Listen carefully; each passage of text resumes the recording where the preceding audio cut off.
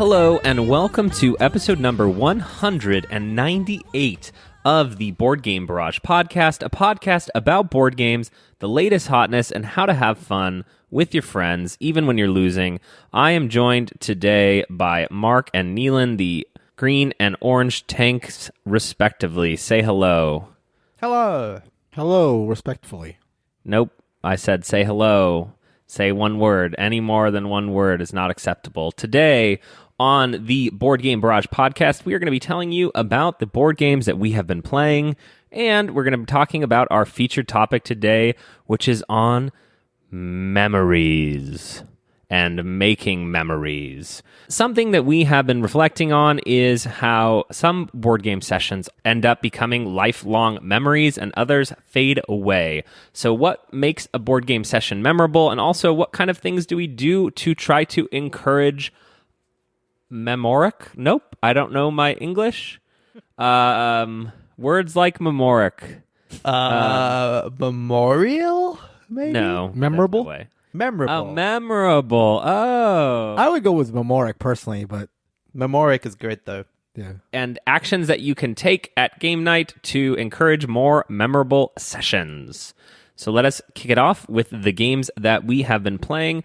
Neelan is going to talk to us about the latest hotness, Khôra. I will cover Dune Betrayal. If you have seen the movie, now here talk about Dune Betrayal. And then Mark will grace us with an audible essay about Santa Maria. Santa Maria. What is it, your Mario now? What is that, your Chris Pratt voice?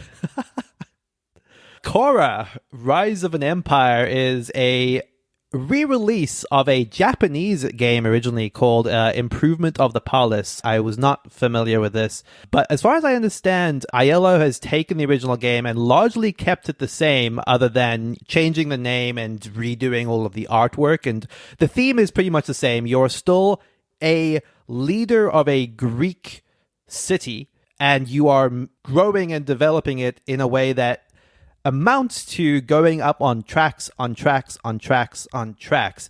This is one of the most spreadsheety games I've ever played. That's how Greek leaders in history did it, though, Exactly. They pulled up their Excel documents and were kind of, right. and before Caesar you know is all it, about that. Exactly. Before you know it, the Acropolis was there. Despite that maybe leading description, I had some fun with this. The basic premise, broadly speaking, is that you're playing as one of several Greek cities, and each city has very slightly Wait, your character is a city. Well, I guess you're managing the city, I think, probably. Yeah, you're the leader of that You're city. the living embodiment of Athens. Exactly. You Like are what he Sparta, said, you're Sparta playing as- personified.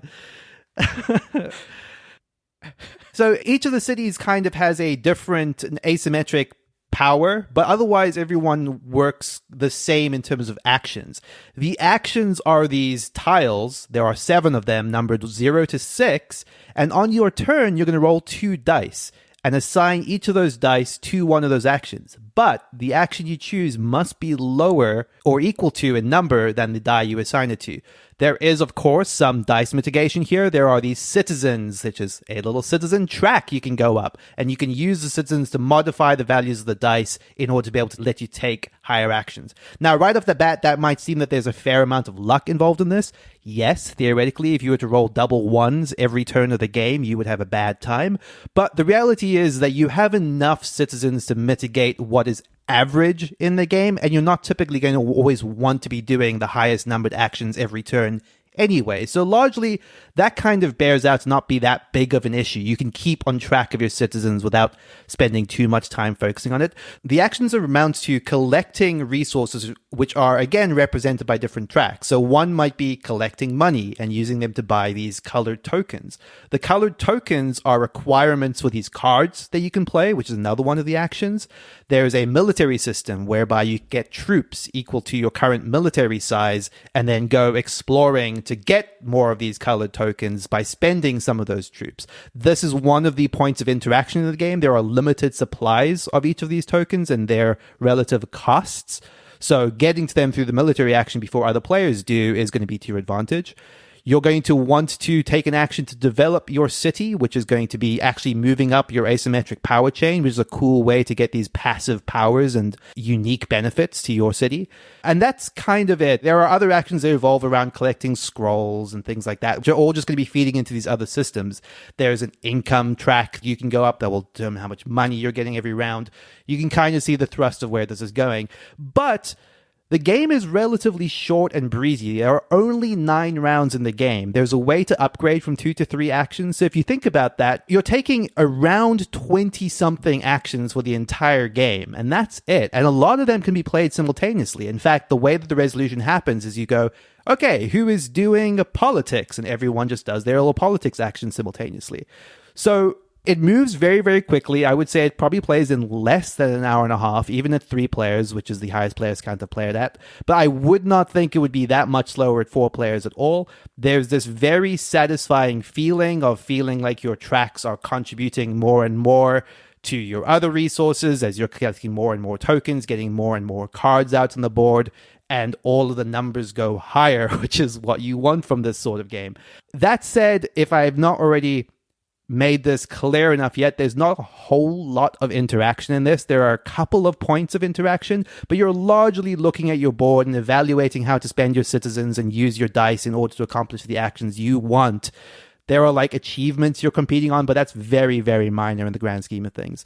I liked this. I did have some concerns about the dice in this and whether that would be a problem going forward. And I can definitely see people having frustrating turns where they roll the dice and they want to do a specific action and they couldn't get values high enough that they wanted to. In all honesty, I don't think it's that big of an issue.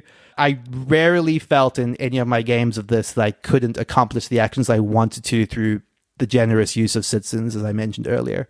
That is Khôra. I would just say that ILO has done a really good production on this. Like, you have little recessed boards, these nice vibrant pieces. Everything looks really, really clean and lovely in this. I will say, if I do have some misgivings about it, I don't know that it just quite feels as solid as it could. Like, there's some issues potentially with card balance, and maybe some of the powers feel stronger than they should.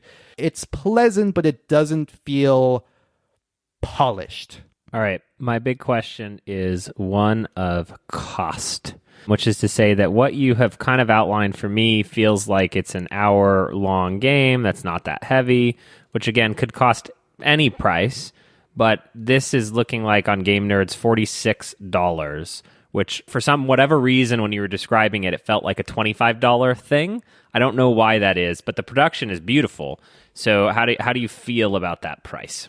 I think that is on the high end for what I would pay for this, but not like egregiously so. Like, I can see this as like a $30-something game. Like, I would say it's a decent buy at the mid-30s, $40 area. And I'm sure the price will come down in the long run. That's not fair to say right now, obviously, because it is what it is right now. But yeah, gauge your purchase based on what I've said here, right? Like, you're either going to hear that description and go, oh, this sounds great and it's something I need to have. But I can say with some confidence that this is a game that is going to come down in price in a relatively short amount of time. There's nothing about it that I think is like champing at the bit to be something that needs to get in front of you right now. It was a pleasant medium weight Euro game, and there are other games that have done similar to this. I enjoyed it, but it's not mind-blowing. So I have 2 questions as far as the gameplay is concerned. So the first is, you're saying you roll 2 dice per round, and then you're taking the actions based on the dice you roll. And so 2 dice doesn't seem like you're, much mitigation in and of itself. It's not like you're rolling, 10 dice and picking the 2 you want. Right. And though I know you're saying that's counterbalanced by the fact that you can use citizens to adjust the number. That feels sort of strange to me because, if it was just a 2 dice, you would say that's too lucky. But the citizens counterbalance it. So it's like, it almost feels to me like if the citizens make it easy enough to not have to worry about the dice rolling, then what is the purpose of the dice rolling? Dice? Yeah, I definitely don't think it's on the end of the spectrum where it's like, oh, I'll just roll whatever and just use citizens to account for it. Like, there is definitely a balance of like, well, I have to use 4 citizens and I have 5 total. Is that really worth it? maybe I'll use one and take this action instead. That way I save some citizens for next round. That happens frequently. That is what the game largely is. It's determining the right times when to use your luck mitigation in order to save it for the time that it's going to be more vital. But like, let's say you're planning for next turn where it's like, oh, I know I want to take a 6 action next turn because that's my development. You're setting up to make sure that whatever happens, no matter what, the you'll citizens. have 5. Yeah. Exactly. Yeah. The other thing is, I don't know if it's my changing tastes or what it is, but I'm looking at the board here, and it's like the central board, as far as I can tell, is just like 4 tracks. And it's just like, I don't know, man. I feel like you should like dress it up or something, because like just having these 4 tracks where it's like there's a tax track, there's a glory track, there's a troop track, there's another track, and it's just like the numbers go from 1 to 10 or 1 to 15, and it's just like move your counter up the track. Like, I'm not against abstraction. I'm not even against tracks in games, but this is just like move up these 4 tracks just seems like really, I don't know, lame or boring or uninspired to me. I don't know. You're not wrong, Mark. And I do think that there is some like set dressing, for lack of a better word, that could have happened, on the board even itself. And it's not even just a question of graphics design. It's kind of like, how do you make this not literally just not be 4 tracks that you're moving up and then 3 more on your player board. And I do think actually your player board does a decent job of that, because there's enough in terms of the little puzzle of when you're moving up on your player board tracks, because there's rewards in between and that sort of thing. But you're right, the main board is literally just 4 tracks numbered between 10 and 15 and then your markers, and it takes up like the size of a game board just to represent those 4 tracks. I agree that there's an absurdity to it that probably could have been pared down into like a smaller representation, a smaller box, a smaller board. I'm very curious actually to know what the original Japanese version looks like, knowing that there is typically a bigger premium on like space in Japanese games. And that might be where it comes from, like just trying to, instead of making these tracks into like art pieces where you're moving around a board, just making them 1 to 10. But it's just like, there's no romance there. I'm all for the mechanics. That's fine for me. I don't mind a spreadsheet game, but this is like, put something on the spreadsheet. Like, this is basically an Excel thing. The main board is like an Excel document, basically. I do not disagree in the slightest. I think that this could have benefited a lot more from something more vibrant theme and art-wise. Improve Your Greek Civilization is about as dull as a theme goes, especially when that's literally all there is to the game mechanically. So yeah, this needed a lot more to make it more compelling. This is, I would say, like one of the rare examples of a game just feeling fun and zippy mechanically for me, where I'm willing to forego it. But you're right, this needed more in that department. I mean, I am looking forward to being like the living embodiment of Argos, though. That's really cool. That is Khôra, Rise of an Empire. All right. The expansion of Dune board games is as numerous as the shots of Chaney in the Dune film. We have a new Dune board game, and this is Dune Betrayal from Gale Force 9, and this is a social deduction game made by one Don Eskridge of The Resistance, Neelan's previously his favorite game that he has since betrayed and cheated upon with A Feast for Odin. Dune Betrayal has 2 teams of Atreides and Harkonnen facing off in a short social deduction game. Now, I have played this a few times at a 6-player count, and I think one of the things about any social deduction game is the player count is a pretty big part of how the game works, so I just want to be clear about the way that we played it. But with 6, there are 2 teams of 3. 3 people are evil Harkonnen, and 3 people are good guy Atreides. And within each team, there's actually one person who is playing the Baron Harkonnen. Again, I'm going to pronounce this, and everyone's going to be mad. One of 17 ways. Benny Gesserit. Yes. And then on the Atreides side, someone is Leto, and then there are 2 sort of just henchmen. And so the way the game works is you actually have 2 cards that are separate from your identity card. And those cards, if you are a noble, meaning if you are one of the leaders of the good or bad side, you have 2 cards, one representing Atreides and one representing Harkonnen. So what that means is people are going to be trying to get information about you, but when you reveal, you're only going to be giving them partial information. So they may see an Atreides card even though you're actually Harkonnen. When you are a fighter of a various faction, you have a card with your affiliation, Harkonnen, and then the other card says fighter on it. And so each person can only see a piece of information once, meaning no one will ever be able to see your full identity. They'll only be able to get sort of closer to it. And so the way the game works is there are 3 rounds where people are collecting cards, and those cards are giving you information. They're giving people powers. You go around and around and around. And then there are 2 targeting rounds. And in those rounds, you attack or you defend other players. And then the game ends and you score. Each card that you're sort of choosing in one of the 3 intro rounds has symbols on it that allows you to score points at the end of the game. So you may be picking up a card for its power, or you may be picking up a card because it has an Atreides symbol on it, and that means you're going to score 1 point for your side at the end of the game if you pick up that card. What does this mean? Every time someone picks up a card, everyone goes, oh, Harkonnen spy. Like, we know why you're doing that. Some of the cards say all players. Some of the cards say all fighters. And so you're collecting points. And that's actually one of the things that makes this so different than other social deduction games is there's no huge reveal moment. It's more like, oh, you scored 4, I scored 5, you scored 4, and you move the track up and down. And that actually has pros and cons to it in the realm of social deduction games. In the attack and defend phase, after you've collected 3 cards, you have 1 attack card and 1 defend card. And this led to the funniest moment of Dune Betrayal. A Dum Kellen moment. You have 1 attack card and 1 defend card. And so if in the first round you play your attack card, then on your next turn, all you can do is defend someone. But a player can only have a certain amount of cards on them. And so basically you're trying to obviously attack the other team and defend your own team. It's actually asymmetric in that hurting the Atreides is worse point-wise than hurting a Harkonnen. And that's balanced through the game cards and the game powers. But I had a special power. My brother Paxton played an attack card. No one knows what you're playing, just that you played a card. And I actually used one of my 3 powers that I drafted to look at that card. And I saw that it was an attack card. And I was so confused because I thought, wait a minute, whose team am I on in relation to this? And then it gets around to his next turn, and he plays his other card on me. And I'm like, oh, and I played my Ornithopter escape card to escape when literally the only card he could play is a defend card, which scored points for us.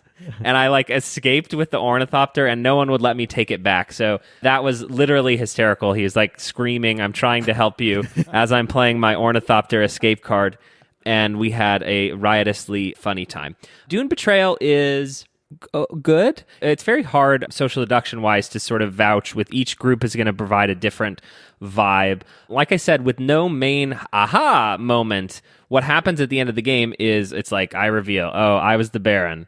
So that means my 3 cards, okay, we move 2, we move 1, oh, you attacked, we move 1 back, we move 1 forward. And it's a little bitty in that way. But what that does do is it allows for there to not be, you don't just win when you know. And then when you know who everyone is, you also don't want everyone else to know. So there isn't necessarily this big moment where you're like, Neelan did it with Mark in the conservatory, because based on the player order, if you let the last person know, they can use their final attack card to change the score. So you kind of want to let people know at the right moment, sometimes based on turn order, sometimes based on you're like, okay, it's worth it to reveal everything I know now. But it is hard because, like I said, once someone views a piece of your information, that becomes shielded and then no one can see it. So your identity, like Neelan's identity, can only be sussed by 2 other people. Mark says, I saw this, and I say, I saw that. And Neelan's like, that's not true. And suddenly there's no foolproof way to be like, Neelan is obviously the spy. So Dune Betrayal, I enjoyed it. I think the zeitgeist of Dune makes it really easy to get to the table right now. So if you want to try it, it's probably a good time to hop on. How did everyone else at the table like it? Generally well received? Generally well received. I would say the consensus was that it's not, reaching the resistance, but that it felt fun. Yeah. And we were excited to have played it. In a way, it reminds me of Good Cop, Bad Cop. Interesting. Yeah, that's what, when you were mentioning the mechanics, that's the first game I thought of, actually. Yeah, it's interesting. I feel like that it's a weird to almost call it like a subgenre, but that like hidden teams and like which team are you contributing to? Like Study in Emerald gets like sort of close to that, but like in a way that's like this obviously feels like lighter and but in a way not gamier than Study in Emerald, but this feels gamier than the Resistance, right? Like the way you're describing about like the right time to use powers or reveal information based on turn order. That's interesting. Like I knew like precious little about this, but everything you've described is not what I was expecting in a way that actually is kind of exciting. Yeah, I think that, again, it's so hard to have like a first blush impression of a social deduction game.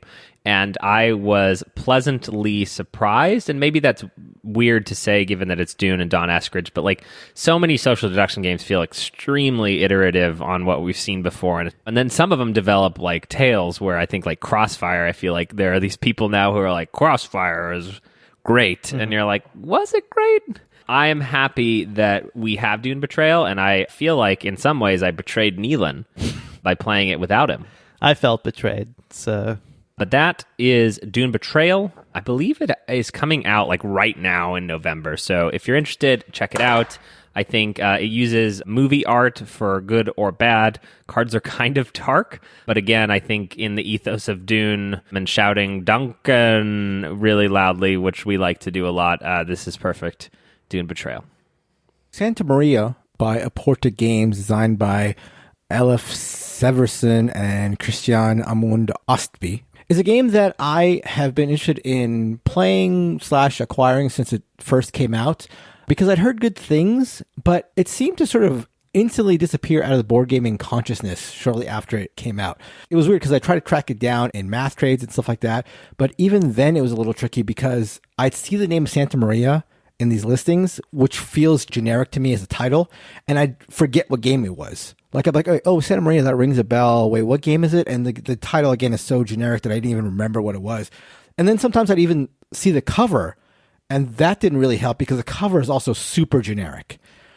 I'll have a lot more to say about the theme a little later, but what you're trying to do in Santa Maria is sort of an interesting take on engine building, where you're building the engine up through some sort of fairly traditional tile laying. So on your turn, you have 3 possible, fairly straightforward actions. The first thing you can do is you can buy tiles with resources and then place them on your personal board. The board is the 6x6 grid where each row and each column has a die face depicted over it. So you've got like 1 to 6 in the white die on top and then 1 to 6 in the blue die along the side. So you have a 6x6 grid. So when you buy a tile, it'll have like an action depicted on it and you'll place it wherever you want on the board. That's the first thing you can do. Second thing you can do is you can activate one of these buildings that come on these tiles by paying a coin directly on it. So the first building you want to activate in this way, you put a coin on. The second time you want to activate a building in a round, you place 2 coins on it. So it becomes more expensive, 3 for the third building. That's the second action. The final action you can do is the more efficient way to activate your buildings, which is to draft a die. So this is a dice drafting game. So this third action is you draft a die and then you activate every building that is uncovered in that row or column based on the dice you selected. So if I select the 5 white die, then I go down the 5 column that I've built up on my own personal board, and every building that has not been covered up, I activate. And then the last building in that column, I leave the 5 die on, and then that blocks it from being activated further. So that building now, I cannot activate it using coins. I cannot activate it using another die. That's basically all there is. And one thing I liked about Santa Maria quite a bit is teaching it was surprisingly simple. Again, there are these 3 actions. They're pretty straightforward, but the choices that sort of branch off from them get really interesting. So you're doing all these things to gather resources, to get better tiles on your board, to get points. There are a couple, speaking of tracks, there are a couple of tracks that you're trying to progress upon. The first track is a religion track where you're trying to move up on it to unlock more dice that you can use and also to get these monk tokens. The monk tokens, when you acquire them, you can place them on these randomly drawn tiles that you draw at the beginning of every game. 3 of the tiles, if you place a monk token on, will unlock special abilities for the rest of the game, and the other 3 tiles that you randomly select at the beginning of the game, if you place your monk token on them, they will give you end of game scoring opportunities. There is a race aspect to that because if you place your monk token on a tile that has not been selected, you get to do it for free, but then if anybody else wants to place a monk token on either these special powers or these end of game scoring, they have to pay everybody who's placed a token on there 2 coins. So there's a race aspect to that. There's also this conquistador track where you're trying to move up that track because at the end of every round, whoever is farther along this track will get points. That track resets at the beginning of every round. Also, as you move up this track, you can get gold, which is a wild resource. And finally, the last thing that's going on in this game is this shipping action where you can exchange resources, typically the more valuable resources, to ship goods, and that becomes an income that you can get every round. So you ship goods to get points. You also, in addition to getting points for shipping, you get a residual income, which you get at the beginning of every round. You're doing all this to get points. And now this is where I'm going to start talking about the theme, because what you're trying to get are victory points in this game are called happiness points. And they have these very, very weird smiling face tokens. I would encourage anybody who's interested to look up Santa Maria and look at these victory point tokens, which have these like really weird looking smiling faces. So the person who wins the game is the person who has the happiest colony. So I'm going to say Santa Maria is a well-designed, very smooth, very simple to teach with like an interestingly large decision space. So it's easy to encourage people to check it out on that respect. But I have to say that it's hard to ignore how tone deaf the theming of this game is. So it's about Spanish conquistadors taking over a colony and, exploiting it for resources. And I mean, obviously there are a lot of games that do that, and games as revered as Puerto Rico and stuff like that will do that. And the designer has a page in the rulebook talking about the historical implications of everything. But the thought that was placed into that is like, I think, squandered by how cartoonish the depictions are. Like, and the fact that you're trying to be the happiest colony seems very tone deaf. You're moving up this conquistador track and you're getting gold by exploiting the indigenous people. It's a really strange, very tone deaf feeling situation. Even if this was a game about colonization that didn't even like really address the situation, but we just played it straight, that would be one thing. And I could understand people having issues with that. But the fact that it like is depicting colonization and yet doing it in this like very frivolous way just was really weird to me. And so it's just tough because like this game has a lot going for it. And I just don't think the theme is like that crucial to it. So for them to do it in such a thoughtless way and like just frivolous way just seems crazy to me. And that's kind of always the key, right? Like it's not to say that you can't do a colonization game that lends weight to that thematically. Like, I mean, we have fantastic games about the history of slavery in America, like Freedom Underground Railroad. But if you're going to use the subject matter, you have to give it the gravitas that it needs. And like, I think that you're right, Mark, like a vibrant, weird art style and mechanics that didn't need to be this. Like, it's not clear to me based on anything you've described that like, oh, they had this idea for the theme first and they built a game around it. Like, it's a puzzle system first that has a theme layered on top of it. Yeah. Almost certainly. And like, I'm not even saying that people need to, it'd be great if they did, but like, this is not even just using the theme and just using it as a pasted on theme of like, colonization as a pasted on theme. This just seems like a step further where like, just the fact that like happiest colony wins is just weird to me. Like, why would you do that? Why not just make it victory points in that case? It just felt so tone deaf given the time, given the climate. It's just like, why? And again, the designer has like a page in the rulebook that describes why the choices were made, and that's fine. But it's like you almost like putting the onus on people to like read this page in the rulebook and then interpret the game using that page when you could have just made the game less frivolous looking. Like, I just can't get away from the happiness point thing. That just seems like the weirdest thing. Like, just why happiness points? Why have these outlandish looking like smiling faces? I don't know. It just, for an otherwise really interesting game, it just really sort of shocked me that it feels like this tone deaf in that respect. So that is Santa Maria by Aporta Games, designed by L.F. Svensson and Christian Amundsen Ostby. Just a reminder here in the mid-cap that if you are going to be at PAX Unplugged and you want to math trade, we are running the official PAX Unplugged math trade, and you can find that at boardgamebarrage.com PAX Trade. Mark does a fantastic job making it very beginner friendly. So even if you haven't done it before, now would be a great time to try it. I believe there is quite a few more days left to get in on that, but don't wait too long because people always wait too long and then they don't get to participate in fun things like math trades and ghost turkeys. So get in now at boardgamebarrage.com/PAX Trade. I am going to have to do some trades myself, but I have to pack the games, so I've got to be small games only or something. Mark, what do you think about that? I say ship that. Ship that. That's right. Isn't it a no-ship math trade? Ship it to yourself. You're shipping it to yourself, then you know. Then it's no ship. Ship to you, then no ship. Ship to no ship. Okay. Say that 5 times fast. What was the one? I slit a sheet I slit, upon the slitted sheet I sit. Yeah. Good Go. One. You did it. You guys in choir boys? You're not choir boys. No. I got you. That was a choir warm-up? You bet your ass it was. Isn't the whole joke about that is you're going to say I slit a sheet I slit, upon the slitted sheet I sit. Not if you're good. Oh, there you go. Well, I forgot who I was talking to. Yeah. A choir. 4 years running. There you go. Yeah. Though I was a tenor, and unfortunately my voice dropped during the years, so I became a baritone, which is like a tenor who has become a loser. It's in between. I don't know if you're familiar. So you got your tenors and you got your basses, and the baritone is like can't do either. I'm sure I'm offending people who know substantially more about music than me. All right, and now on to today's featured topic, which is making memories. And that feels really soft, but this is a real serious topic for real serious gamers. What I wanted to do was to have a discussion around board game memories, and not specifically board game memories that you have, but more so around what types of actions do you take to make board games have lasting impact? I think that we all have that story about that one time when Mark betrayed me.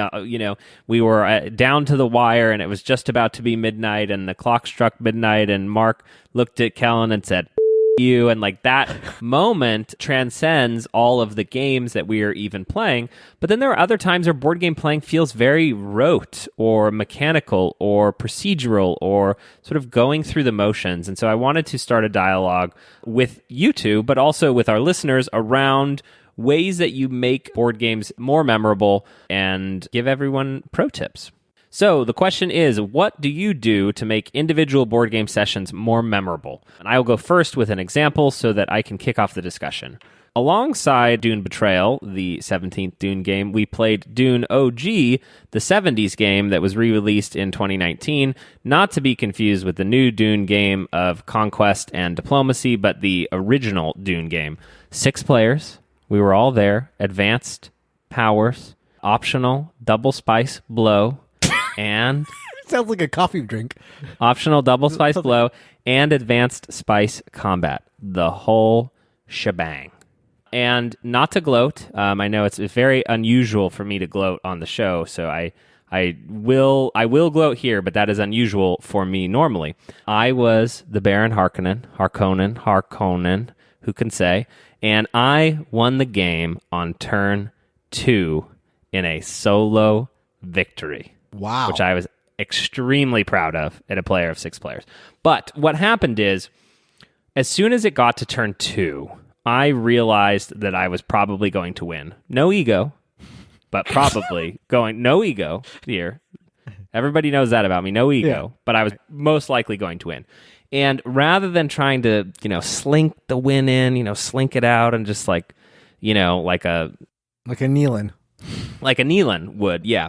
I decided that I was going to play up my role as the Baron Harkonnen at the table and really get at him. Uh-huh. You know what I mean? And really like a mark. And so I started to really push back on people and say, really? You're not going to attack me there? You have to. You have no choice. I'm about to win the game. And so I basically did the exact opposite, almost a little teensy bit in the hopes that the game would keep going because I didn't want them all to feel like they'd just gotten by me, which they did, in fact. No brag, but they did. They did lose the game in turn 2 to me. And so it kind of became this 5v1, right, where they were like, oh, damn, like they realized in part because I was telling them, Yeah. like, it's about to happen, friends. And so the entire Empire, the Spacing Guild, the Bene Gesserit, the Atreides, the Fremen, they're all making a big ado about how they could stop old Baron Harkonnen, and they could not. But they tried, and I just remember leaving there kind of thinking, like, I wasn't even trying to win there in that moment because I was already going, like, I was on the precipice, but I really pushed them in a way that felt like outside the rules of the game to try to make a moment that we would remember and look back upon. And it felt a little outside the scope of winning, right? Because I actually feel like it may have hurt me to just sort of like lay it all out there for them. And I felt like we had a really great and memorable session of Dune. So you think it was successful? You think you doing that did heighten the experience for everybody? Well, so, right, just to not to brag, but I did win the game, first of all, and now they have a memory that will last for their lifetimes. Of you winning. No brag. Yes, yeah, of that moment where they lost to me. No, like, this isn't a brag, it's just for illustrative purposes. Yeah. Right. Gotcha. Okay, Don't understand. yeah. The other question is, how secure was your victory when you decided to take this tact? Not super secure, Okay. to be honest. Yeah, no, definitely not. I was going to ask, like, if you had been 10% less likely to win, would you have taken the same route? But it seems like you seem like you weren't necessarily, you didn't have it in the bag necessarily. I think so. I think it reminds me of when we played Diplomacy and I felt bad about betraying you so early in the game. Right. Like, because getting people to play Dune is like it's an ordeal. You set it up, you got to teach people, and these, like optional powers, Kurama cards, everyone's like, what the hell is happening? And so like we got all the way there and then I'm like, oh damn, on turn 2. Right. Like it's already in this position. So I actually did push it, even maybe in the hopes that it may go one round longer. Sure. I obviously still had every intention of winning, and I tried to win, but having like something happen was more important in that moment for us as a group of gamers than it was for me to just win the game, because obviously my win rate is like historic, even outside of this game. Wait, did you win this? brag. Did you win the game you're talking about of Dune? Oh yeah, sorry, I forgot to mention I did win the game. Yeah, on turn solo. Yeah, because you weren't really bringing it up very much, so I missed that. Mark, stay on topic, okay? You can brag about me later. I don't know, to anyone. Can you think of other examples where you have either done something in the game or things that you bring to game night or how you approach game night to make it more memorable? One thing that I like to do a lot is I like to stop a game at big moments and like just make sure everybody's like attention is on like what's going on in the game, and then like try to make that moment like a big deal. The two things that are sort of spring to mind, I was just looking at games I recently played, and one took place with the rest of you guys when we played Divinity Derby at Strategicon. Divinity Derby is a game where at the end of every round, you draw 2 cards at random, and those creatures are eliminated from the Derby. They've been caught cheating and they're eliminated. So what I like to do is I like to like make it a big production. Like I have to have all the cards laid out on the table and like have somebody randomly pick a card, and then I pick the card up, I put it in the air, and then I slam it down on the table. And like I like making like those big moments where everybody's looking and like, okay, if this is Pegasus, then Neelan's going to win. But if it's the Face Man creature, then Kellen's going to win. And everybody's sort of rooting for it, and then you reveal the card. I like doing that kind of thing. Another game where I like doing this is like when it comes to dice games. And what I'm thinking about specifically is Raw the Dice Game in this instance. But like when it comes to somebody's turn where, like Raw the Dice Game, like a lot of other dice games, like a Yahtzee style, somebody's taken 2 of their rerolls and they're on their last reroll and they need something. I like to like try to stop the game and say, okay, here we go. He needs the pyramid symbol, and like try to make that an event, like a little mini moment in the game. Yeah, those sorts of moments are the ones that sort of stand out to me. So I recently played my first game of Warhammer Fireteam, which I will definitely talk about in a future episode. But that is a dice game. And the game I played of this with my friend kind of boiled down to one of those crucial moments right at the end where it's like, okay, if you kill this person, you're going to end up winning the game. And then you're like shaking the dice, you're blowing onto them, you're like throwing them across the table, and it's kind of a big reveal for both of you, right? Like, I love those moments, even though that they're not always the most satisfying from like a mechanical gameplay perspective. Oh, it came down to this one last dice roll, but they do feel good when they happen. Like that often happens in some of our favorite war games. I mean, the truth is, as much as we love Cthulhu Wars and talk about the way that the dice average out, there can be these crucial final battles where everything everything pivots on. And like those big fights where you just throw a ton of dice and you're sort of looking and everyone's like waiting to see what the result is going to be. I love those. Those are fantastic. Yeah, it's funny. I hadn't thought about it this way, but, you know, another game that I recently played was Coyote, which is sort of a card game, sort of pseudo Liar's Dice in the realm of Durian from Oink Games. And there's always one hidden card in the middle. And so there's a BS moment where someone says, no way, there's, 20 points.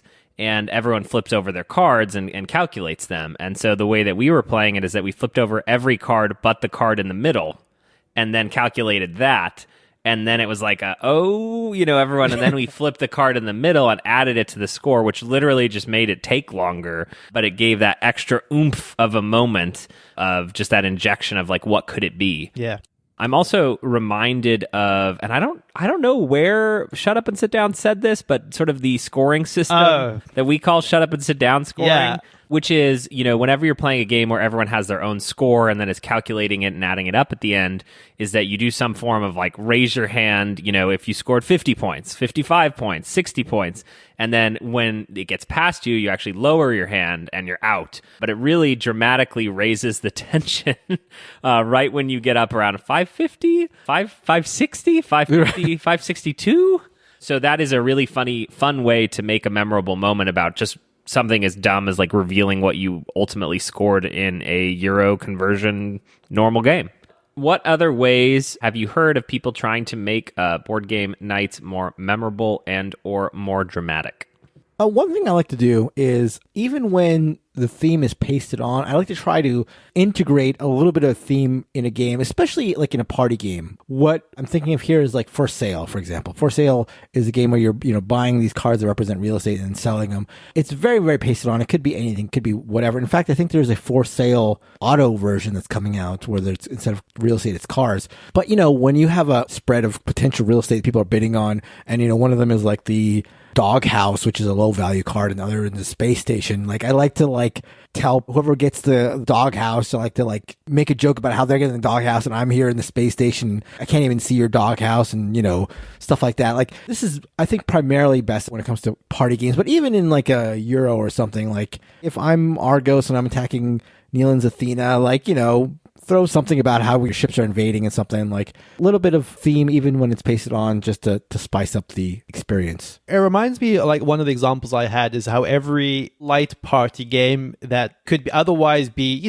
party games are generally more fun and more rowdy, but there are a subset of them that are like in the word game variety, something like Codenames, that could be very staid if you are not just taking every opportunity to jab at the other team and turn it into a game of taunting and just kind of in provocation. And I kind of love that about our games of Codenames, where they sort of just turn into trying to throw the other team off as much as possible. Right. And like that always feels to me like a very easy way that you can inject life into a small game that otherwise wouldn't be there. One of the things that comes up for me a lot is in the context of cooperative games, which is to say that like cooperative games often get to a point sometimes where you kind of feel like it's either progressing in one way, in a sort of predetermined way, but some of the best moments I've had in cooperative games are where you sort of like can take a pivot point, like maybe 2/3 of the way through a game, where whether or not you need to, you can kind of throw everything at the wall in order to kind of add like a blaze of glory to it, especially in the context of something where you feel like it's going well. I'm like, you know what? Things are going well. I'm just going to do this crazy, crazy thing, and we'll see if we net out on the other side. This comes up a lot in Gloomhaven, where that game depends a lot on that sort of tempo of your powers, where if you're using a lot of cards that like are what Gloomhaven would call lost cards that have big effects but are removed from your deck and don't come back, that can really, if used incorrectly, throw off your group tempo completely to the point that you can be eliminated from the game very quickly. But finding the right time to throw in those big powerful moments and making a big dramatic thing about it, being like, okay guys, I'm just going to do this big thing, trust me, this is going to be amazing. If I go out, I'm going to go out swinging, and you do this crazy, crazy hit, and like whether it resulted in like you like going exhausted in the next couple of turns, and whether or not you needed to do it, because the more conservative thing is to like maybe not do that, but like where is the fun in not taking those big swings, even if it's not like necessary at the time? I kind of love injecting that flavor into like cooperative games, just trying to do the biggest thing, even if it's not necessarily in the team's best interest. You're saying the only way that Gloomhaven is fun is if you Leroy Jenkins it? No, absolutely not. Is that a quotable? The box? I will not say that. Actually, now that I think about it, we finished our Gloomhaven campaign after 3 years of playing it, by the way. Was it satisfying? So, but we did like 51 scenarios, and I think at this point I can like pretty convincingly say, it's okay. No, it was fantastic. It was obviously fantastic. Like, we played a ton of games of it. It is one of the most memorable experiences I've had in gaming. Like, we've completed 50 scenarios, so we probably played like above 60, 70 if you count losses as well, but obviously you would. But it's probably like 90 for your group. Yeah, exactly. More losses than wins, really. It was great. And I think that the thing that makes that game memorable in the long term of it was the times where you kind of are going against just playing a Euro dungeon game and leaning into the fun of it. Like, whether that is the slightest bit of role-playing, we're not really role-playing gamers in our Gloomhaven group, but whether that's like reading a card out in a silly voice or just doing something that's a little bit over and above what the game needs of you. I think that only can heighten games. So how does this relate to like feeling present? I'm getting really philosophical to myself, but sometimes I think that I have more memories from sort of the first year or two of board gaming than I do in the most recent year or two. Do you feel like that's true, and that maybe there's sort of, because a lot of what we're describing to me feels like trying to be more present turn to turn, even when it's kind of rote from you kind of know what to do or know how to do it. I think that's interesting. I think the thing that you're combating a lot of times is just like nostalgia, right? Like the memory of fun times you had when you were younger, and sometimes just trying to recreate those. And like, honestly, that's something I think about a lot in the context of a board game. If it's a game that I've played before and I'm introducing to someone new, it's like, oh, I had a good time with this, whether it was 5 years ago or even more recently that. So I'm going to make sure you guys have a good time with it. And you really want them to have a good time with it, but sometimes you're fighting against like what is just like a session that's not going according to plan. I think that like what you described about your Dune game is like a good example of that. Like, you saw the fear of, oh, this is going to be a 2-round game and everyone's going to be disappointed. But how do I make this feel like that last epic game I played of Dune? And I think that's a hard thing, because you sort of have to trust that the memories that people will form of the thing in the first time will be as powerful as your first memories of it, but sometimes it doesn't always feel that way. I mean, I think it really depends for me on the crowd. Like, I'm much more cognizant of that if it's like a party game or a light game that I'm trying to introduce to non-gamers, where I feel some level of pressure about, okay, this has to be a good experience, or I have to try to make this a good experience because they don't play many games, so I want to have them have the best time possible. As opposed to people who are into board games, that is much less of a concern to me. I mean, I still do the things, like I said, like stopping the game and do the card reveal and stuff like that, because I think that's just fun for everybody.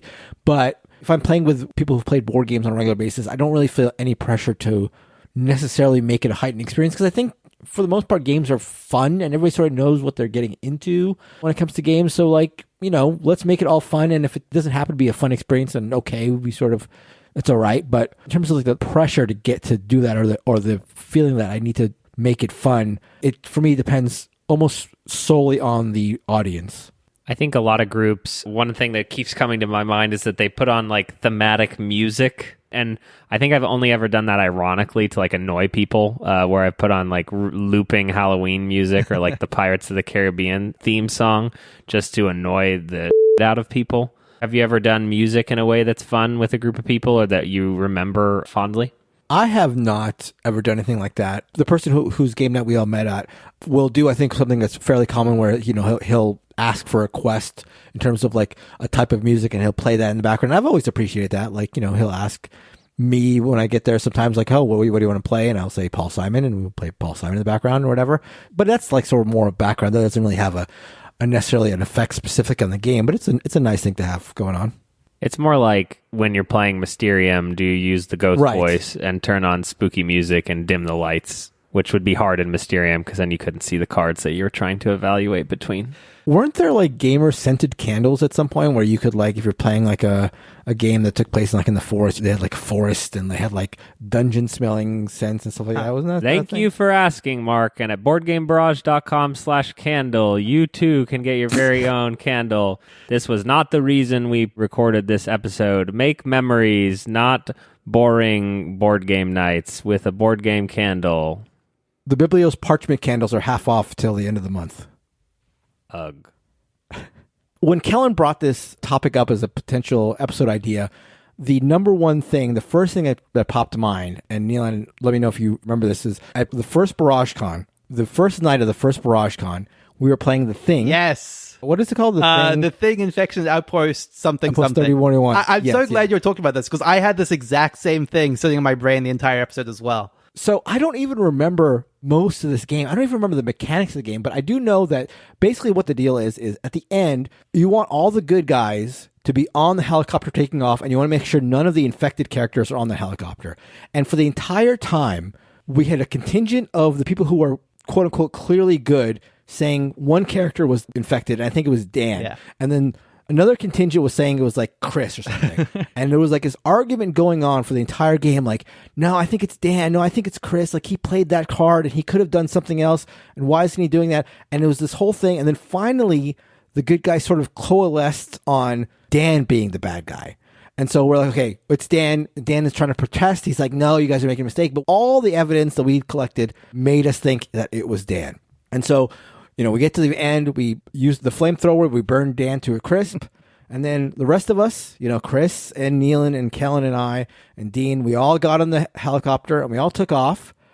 And then at the very end, Dan flips over his card, proves that he's human, and then I will never forget it. This is like one of the standout moments in board gaming for me is Kellen screams. I don't remember what he said. He just said something like, "You idiots." And he flipped his card and he was infected. And nobody had any idea that it was Kellen the entire time. And he had won the game on this last flip of the cards. He played it so cool the entire game. Nobody had any idea that it was Kellen.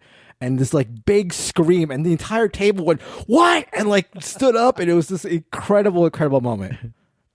I could feel the tension in the retelling of the story. It's like when you want to say you dum-dums the whole game, and you're just waiting for that one moment, and then you erupt in probably inaudible screaming. It was unbelievable.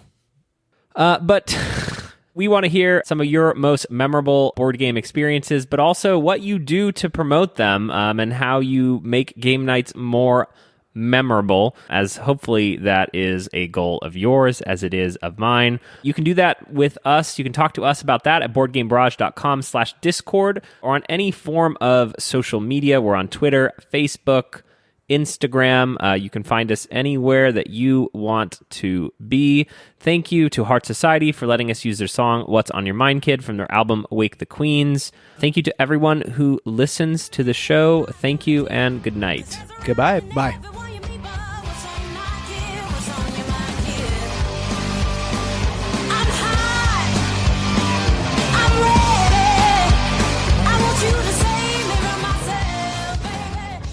Normal game. There's a knock on my door, guys. Sorry, I'll be right back. Yep, no problem.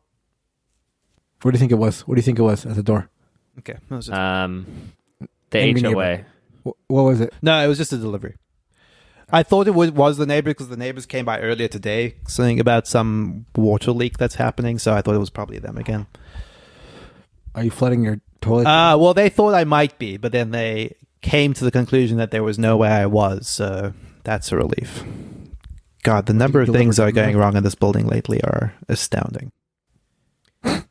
Wait, say again? What did you say? The number of things going wrong in this building lately are astounding. Oh, really? Yeah. That sucks. Just learn how to evaluate real estate. Yes, exactly. Okay, so that's boring board game nights with a board game candle. The Biblios parchment candles are half off till the end of the month. Ugh. Now I have to make All right. a website. Thank you, Callan. So Marietta is like a bedroom community of just houses. So it's like, What is a bedroom community? Well, like it means that people sleep there, but they work in LA and San Diego. I see. So, like, I think in my neighborhood, I would hit 75 houses and then go to like 4 other neighborhoods. Wow. Wait, Like- 75 houses and then go to other places? Yeah. Oh, yeah. Because I had skateboard, rollerblades, bike, and so we do the houses, Yeah. and then we'd swippy swappy costumes and do them again. First of all, I have to say, I was talking to these guys before we started recording and telling them my entire life, I've only had like 2 trick-or-treaters come to my house ever. And now that we've moved to this new place, we had a whole bunch come on Halloween. But I will tell you that swoopy-swapping of costumes would not have been necessary for people to get more candy out of my house. Because if the same person had come twice with the same costume, I would have, in most cases, had no recollection of them coming the first time. So, but that astounds me. I can't imagine. I actually have never been trick-or-treating myself in my life. We always went to like community parties or people's parties or whatever. But 75 seems like crazy high end. Crazy high end. I'd be interested to hear if listeners could chime in with their own number of houses visited Halloween tales. Big bags of candy. It's just like you're saying that a kid only gets 75 pieces of candy on Halloween. Like, what life is that? Well, okay, first of all, we were not a one candy, one kid house. We were I think we averaged probably 3 candies per kid. And we went full-size bars. So these places that are doing like small half bars or party size, I would hope they're not just giving a kid a single party-size Snicker. That seems like a war crime. You went full Snickers? All Snickers? Full Snickers, full Twix. Full Twix. Okay. Full So there was Skittles. variety. Yeah. Yeah. Because if I came and it was just full Snickers, I would say. Can I tell you what was like the most popular candy, which surprised me? Or not, Yeah. maybe not the most popular, but when we gave them out, they got the biggest excited Yeah. response. Take a guess. Candy corn. It's going to No, be something candy dumb like corn. 3 I do like candy Musketeers. I would say that Kellen is more likely to guess this. That's a clue. Does anyone actually like chocolate in America? Yeah, I saw you. Was it you retweeting this? Like you who was trying to become an American? It's like liking and retweeting anti-American chocolate stuff. That's grounds to get you kicked out before you even show up. American chocolate is fine. It's just not barely chocolate. No. Like, That sentence says it all. right, but it's like we know what it is. Like fast food is good.